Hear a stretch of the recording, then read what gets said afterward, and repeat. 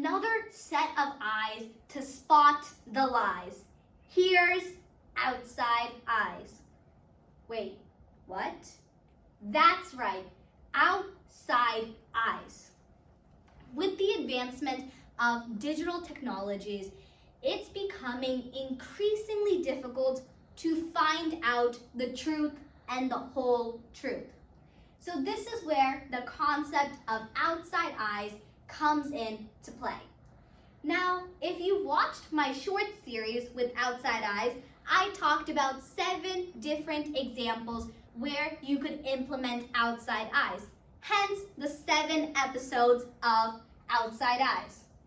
But if you haven't watched any of those shorts, not a problem at all, because today I'm going to be hitting that rewind button, taking you back and talking a little bit more in depth about each one of these examples. So, let's begin. Let's start off with houses. We all love houses, don't we? So whenever you get onto services like Zillow, let's say whenever you get onto Zillow and you look at those pictures of those houses, of those rooms, of those apartments, they are so perfectly angled that it makes it look absolutely majestic, like it's right out of a fairy tale. But when you actually go to that place to either buy or rent it, you realize that that envisionment of a fairy tale has turned into a real life horror story, because that room, that house, that apartment, that basement, that whatever you're trying to rent or buy is not what you saw online. It's the complete opposite. Similarly, with vacation homes. Let's take a little step back from houses and go on to just little vacation homes.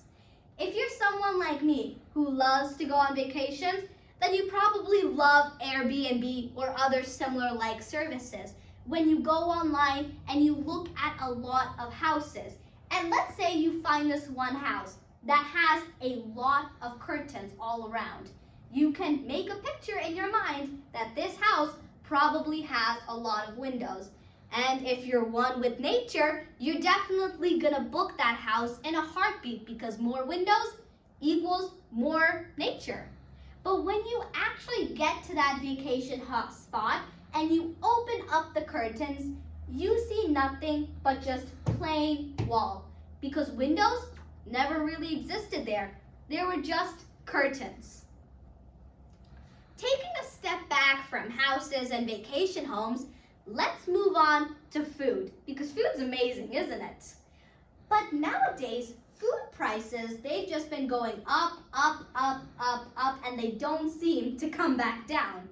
But for some companies, prices have remained the same without knowing why it actually is like that. Let me go a little bit more in depth. Burritos have actually remained the same price for as long as I can remember. However, the sizes of burritos keep on getting smaller and smaller and smaller and smaller. So technically, you are paying the same amount just for less. Similarly, with candies. For candies, the quantity has been getting smaller and smaller and smaller. So once again, you are paying the same amount just to get less. Now, let's take a step back into food and let's talk more about school in general, starting off with grades. For someone who has spent weeks doing an assignment, writing summaries, writing essays, doing whatever the assignment is, they get the same grade as someone who literally goes onto a website and copy-pastes the assignment. Now, it's not fair that both parties get 100 when one actually put in the work and the other didn't, but a teacher has no way of knowing of who actually spent their time wisely doing it and who took advantage of the system. Moving a little bit more in depth with school, let's talk about a specific assignment in general. For example, essays. If your teacher is as nitpicky as mine is, you would know that your essays need to have NLA format and citations, must be Times New Roman 12, must have proper titles, must have proper indentations, must have the date written in a specific way. And let's say after you do all of this and you follow the rubric perfectly, your printer, it just prints it out wrong. And no matter how many times you print it, it just prints it out, making the font look a little bigger, or maybe the indentations look a little off.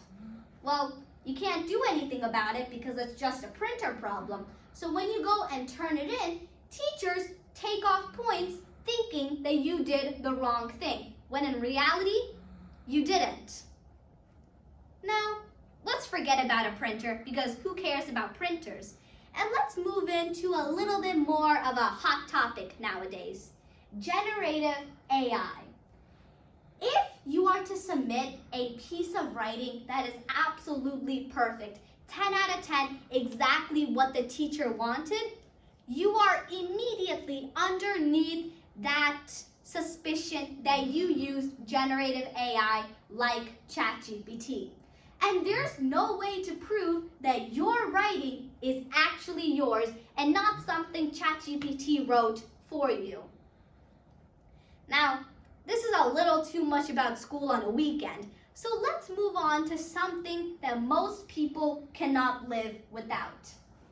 Social media. Nowadays, you can barely tell what's real and what's fake on social media.